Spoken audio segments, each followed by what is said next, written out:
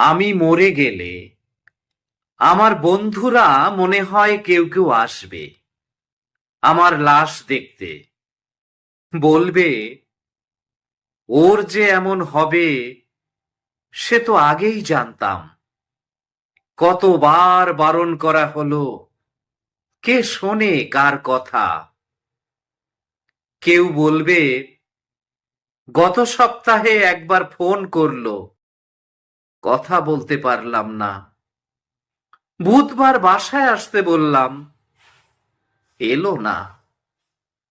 একজন বলবে বছর খানেক আগে ৭,০০০ টাকা ধার করলো, তারপর কোনো দেখা নেই।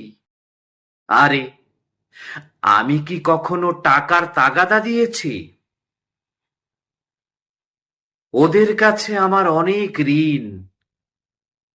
আমি মরে গেলে আমার লাশটা বন্ধুদের খেতে দিও।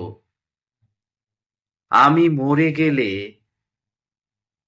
আমার লাশটা বন্ধুদের খেতে দিও।